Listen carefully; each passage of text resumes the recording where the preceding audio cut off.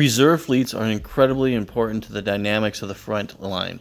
So when your frontline forces are taking on enemy vessels, if they get overwhelmed, and that means that your high hitting, your Akiras, your long range torpedo launchers are then easy targets for Jem'Hadar fighters to get in there. You need something to stop that. So if you have a frontline force and they collapse, your reserve fleets are perfect for sending in to try to hold the line to keep the Jem'Hadar from breaking in and attacking your back end high profile targets. Another tactic is if you do keep a reserve fleet in case you do lose your front line, the reserve fleet can protect those high profile targets by just being around them and defending them. Okay, so it's pretty simple. So a reserve fleet, in my opinion, is going to be a fleet of ships that are not of very high quality.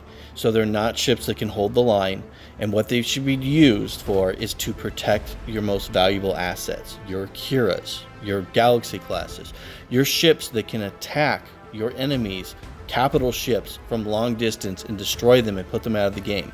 Those are what the Dominion bug ships want to go after. Those are what you need to protect. You have your frontline forces, they're engaging. What happens? One of the frontline forces are starting to collapse.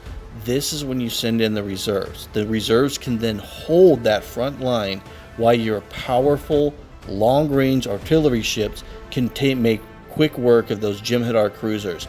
You destroy the Jem'Hadar cruisers, you start to break the dynamics of the command structure of the Jem'Hadar, and then you start to open up a gap. Absolutely fantastic strategy for reserve starships.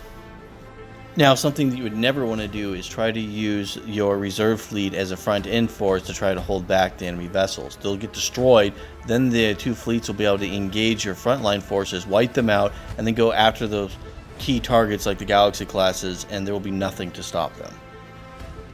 So the hammer and anvil strategy is a really good strategy. So you have two Jem'Hadar fleets coming in. One of those fleets is full of Galor Type 3s and Galor Types 2. The other fleet has Galor Type 1s. We don't know which fleet is which and which ships have what, and so what's going to happen is one of your frontline forces is going to start to collapse while the other one is going to be able to win a victory. So in order to keep the frontline forces from caving in, you're then going to send the reserve fleet in. The reserve fleet is going to hit the Jem'Hadar superior force, and it's going to be able to hold them in place for a little bit longer and hopefully give you enough time so that the other fleet has been wiped out, and then you can hit them on a three-pronged attack pattern. This is the hammer and anvil strategy. So let's take a look at that. So obviously the blue line is our high-end, stronger vessels.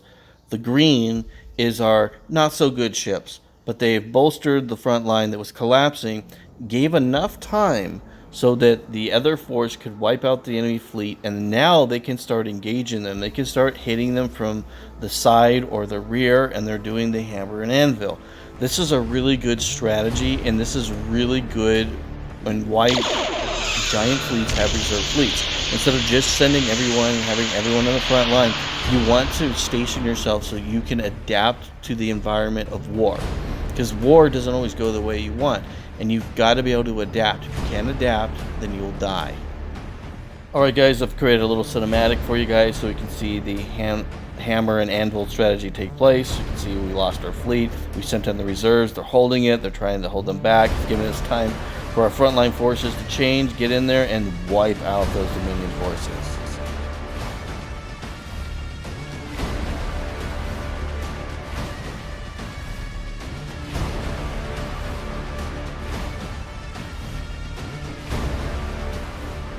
Alright, so now we have an understanding of how fleet dynamics work. Now we're going to learn about the ships. We're going to learn about a little bit of the history of why they were building ships like this and why we had fleets that were using old, obsolete technology. We'll take a look at that, we'll explain that, and we'll go into detail with every ship, its weapons, its components, and we'll even talk about some of the lure of some of the ships in just a moment. Alright, thank you guys. This is going to be part 2. So our first video, we watched frontline forces about the Federation. Next, we're going to move to something different. We're going to take a look at the reserve fleet of the Federation. So, how we're going to go about doing this is I'm going to talk about the different ships of the reserve fleets. But before we do that, I want to explain how the reserve fleet was created, why it was created, and the events that led to the reserve fleet. Because there's a lot of miscommunication, and a lot of people don't understand why the reserve fleet are the ships that it is, and why the ships behave they are, why they have the weapons they do, because they seem to forget the situation that the Federation was in. And so I want to present that to you guys so you can understand why I picked the ships that I did for the reserve fleet. So reserve fleets are absolutely necessary to keep the Federation going and alive, and there's some very simple reasons why.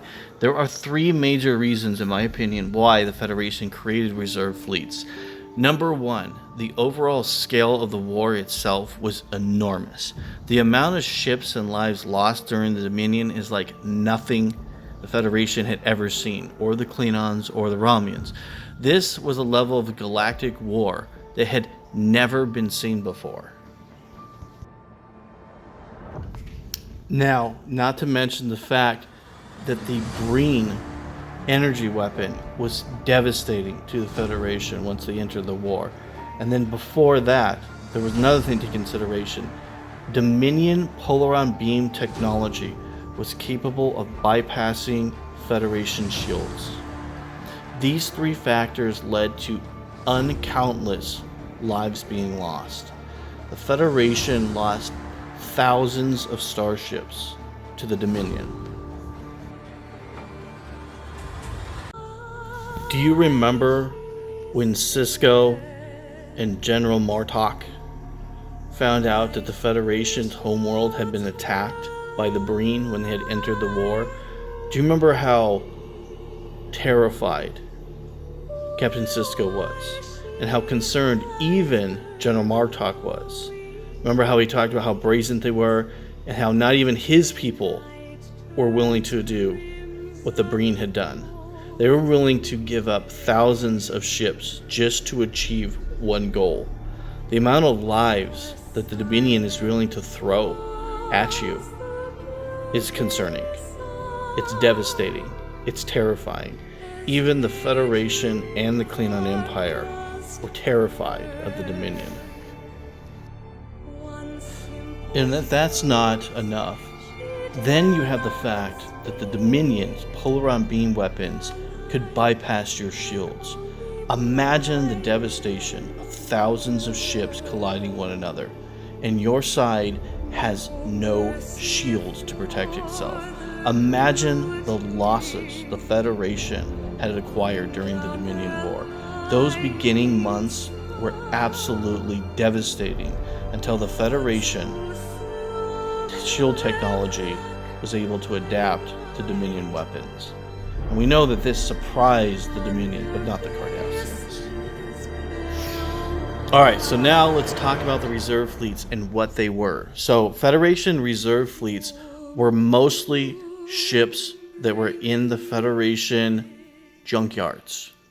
So, Federation doctrine is very different than the Klingon Empire. Federation doctrine states that once a starship becomes too old, it's then sent to a junkyard and it's just left there. Federation have several huge junkyards where they keep Klingon ships, to keep the Federation ships, going back to the original Kirk era, all the way to modern ships that are damaged beyond repair. Federation starships of the reserve fleets are not new ships. They were old ships, or they were ships that were badly damaged or partially constructed, and we were built for only a few specifications.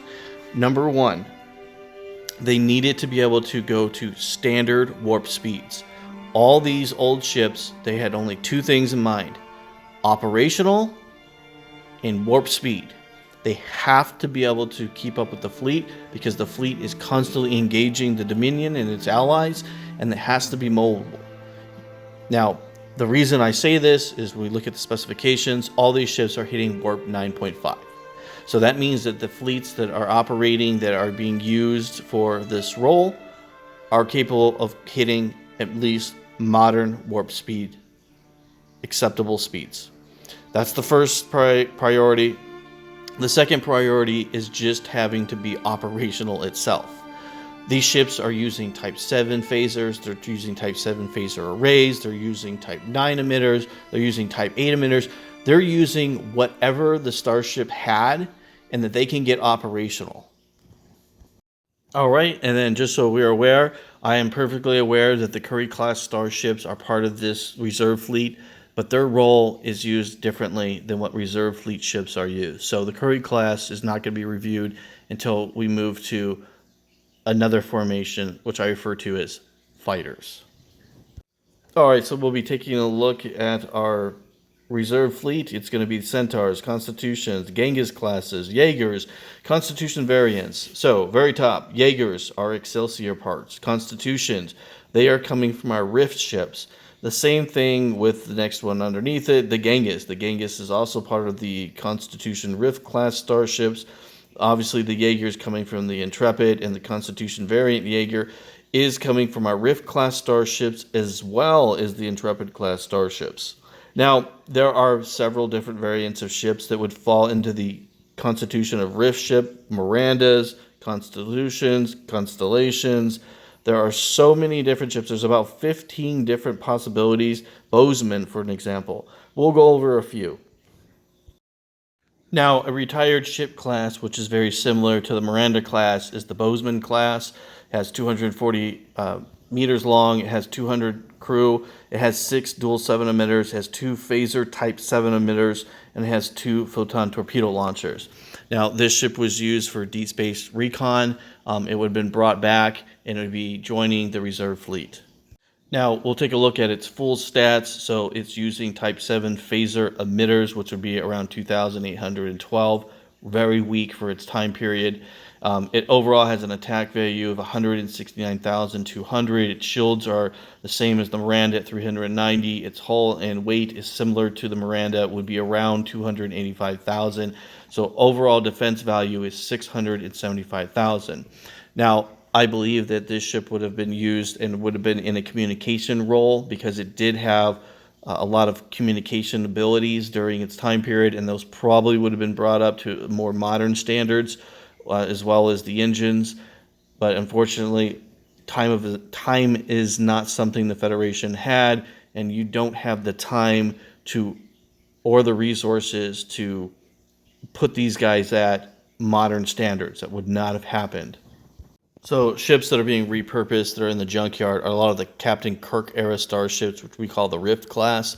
So obviously the Genghis class is one of the most common ships that would have been there. Its mass is 114,960, crew 272, 6 dual phaser emitters, and 2 torpedo launchers. Now, this just happens to be a starship that I have a lot of information on and know a lot about. The attack value is 163,600, shields 487,500, hull value 188,534. All of our overall defense value is 676,034. So right off the bat, you're noticing that the shields are higher than what even the Constitution is showing at 390,000. Now, the reason for this is a lot of the Kirk era generation starships, they had higher level shield outputs than the cruisers and the Mirandas did.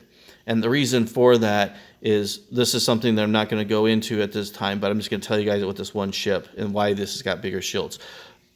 It has a larger shield bubble, but its refreshment rate is 9 times lower than what it would say a Constitution class starship is. So during this time period, there were 2 things that were really important about shields. There was the shield bubble strength, and then there's, more importantly, the refreshment rate. Most of your smaller ships like this had very poor refreshment rates. Only your heavy destroyers like the Miranda or the Constitution class, which is considered a battleship at that time period, would have had high refreshment rates. So all these ships have probably slightly higher shields than a standard Constitution class, but the refreshment rate is terrible and their weapons are absolutely subpar. Now, there's several different variants. About 15 different ships are somewhat pretty similar, but all in the same kind of category. We're not going to go through them. This is just the most common one, and I wanted to share it with you guys. All right, so now we're going to look at the Elkins class. Now, the Elkins class is a hybrid between the Constitution and the Intrepid. So what had happened is the Intrepid project had stopped, and there were several Intrepid half-built starships, and the Federation decided to bring those starship hulls because they're brand new, high-quality starship material and bring it into the war. So what they ended up doing is they created the Elkins class. There are only a few of these. They're 444.39 meters long. They have a mass of 1,300,000, which is almost half the size of a Excelsior. Its crew is 225. It has 7 Type 9 phaser arrays and 2 torpedoes. So one of the things you're going to notice is this ship is using more advanced weaponry than most of the ships that are going to be on this list. The reason is because they are using reactors, okay, from different ships, and they're only partially compatible, so you can't bring them to Type 10 phasers. They just can't handle that. But the EPT conduits, I believe is what you call them, they are programmed to be able to take large amounts of power like what you'd see with Type 10 phaser arrays. But this ship can't generate that, so they substituted the phaser arrays with Type 9 phaser arrays, which would have been on some of the ships that had been retired. And so they put more effort into these hybrid ships and getting them on the line than some of the others. Now, let's look at its full stats. Okay, so it has an attack value of 468,000. Shields are 1,430,000. Hull value 970,149. Full defense of 2,490,149. So what this tells us is this ship is using the Intrepid shield, and the lore behind these ships is that they were using modern standard shields, which would have been what you see here, the 1,430,000, which is the shield that the USS, I can't believe I forgot, the Voyager is using. Now, I think, like I said, this is a good ship. The ship has got okay firepower. It's got good shielding. It would have been one of your heavy hitters of the reserve fleet. So one of my favorite ships, and hopefully you guys all know the stats aboard the Constitution class ship: 2 torpedoes, 14 dual phasers, 14 phaser emitters, 6 dual 7 emitters, 8 Type 7 emitters throughout the ship, shield 390, hull 325,000, full defense 715,000. So this ship is better than the previous variants with a little bit more firepower, and then it's able to sustain a little bit more, which isn't seen on these graphs because the refreshment rate is better than the previous, let's say, Kirk era generation starships. So these ships are, besides the Intrepid variants, basically they're all cannon fodder. You'll take a look at the Jaeger class. The Jaeger class is 402 meters, mass of 550,000, crew 204, 7 Type 8 phaser arrays, and 1 torpedo launcher. All right, so we look at further breakdown. The attack value is 315,000, shields 1,430,000, hulls 286,458, has a full defense of 1,716,458. So this ship is designated as a light cruiser, and the other variant is considered a medium cruiser. So the shields aboard this ship are relatively good. The weaponry is moderate at best. So I want to kind of share you guys and let you guys understand there's a big difference between phaser emitters and phaser arrays and their outputs. Let's kind of take a look at that before we look at the other ship. We'll go more in depth in this on later videos, but for right now I just want to keep it really simple. So I've done some recalculation. Type 7 array systems, 15,000. Obviously, it says it can fire 14 times. So all array systems I have shooting 14 times because that's what a Galaxy array does. Now, your Type 6, your Type 7, and your Type 8 and Type 9 are whatever they're seen doing on cannon is what their volley is, and so that's what you're seeing. So first, what it is, the power level, how many times it shoots, and then a full volley, what it is. So Type 6 emitters in the new generation Deep Space Nine, they're 52,000. They shoot 3 times. That's 156,000. What most of our ships are using is Type 7 phaser emitters. They're from 100 years ago, which power level is 2,800. They can shoot 20 times. It's 56,000. Seen in the movies, that's what the power output of each phaser array, the full burst is. So you can kind of get an idea that these ships that are using Type 7 emitters. Even Type 8 emitters are not that bad. Type 8 is pretty good. Type 9 is good. And then obviously when we look at the Type 7 arrays, even a Type 7 array is still a good weapon. So these are not the most well-armed ships, but they have enough firepower they can at least bring something to the table. All right, so we're going to be looking at one of the unique ships here, which is the Centaur class. So the Centaur class is an Excelsior class variant, and this ship has been modified and was created from Excelsior parts and had some few enhancements. It has 9 dual phaser emitters, it has 2 torpedo launchers, and it has what I refer to as a scanner fragmentator. And what that is this ship is able to fragment scanning devices that hit it, and it basically is almost giving itself a cloaking device, in a sense, without cloaking. So basically, it's a stealth ship. So we'll make it really simple. We'll just say what it is. The ship is a stealth ship. Now, its crew is 315 officers, a little bit more than the other ships we've seen here. It's 870 metric tons. It's in the medium category. It's got those 9 phaser emitters, and it's got 2 standard torpedo launchers. So the ship, as far as being able to deliver a punch, it's actually delivering a decent punch for being a ship that's being refurbished, basically. Its attack value is 490,000. Shields are 780,000. Its hull is 240,000. Its defenses is 1,020,000. So the ship is operating basically in the realms of a light cruiser, and using the fact that it can basically have this almost stealth-like technology where it's able to fragment sensors.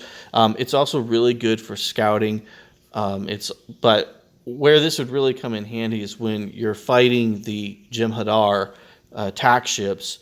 You know, it's going to be harder for the Jem'Hadar attack ships to lock on from long range. They're going to have to get in closer. Same thing with Cardassians. It just gives them a little bit of an edge, and it's something unique to the Centaur class.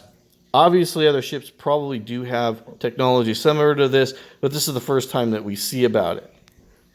All right, so we're hearing about it, we're seeing about it, we're taking in all this information about the Centaur class. So the Centaur class overall, when it comes to our fleet logistics for our reserve fleets, the Centaur is a really good ship for the reserve fleet. You're getting a pretty decent ship at a low cost. So obviously they're taking parts from the Excelsior and the Mirandas, they're enhancing them, and they're creating these ships, and they can pump them out pretty fast, seeing as that they're just coming from junkyards and being slightly upgraded.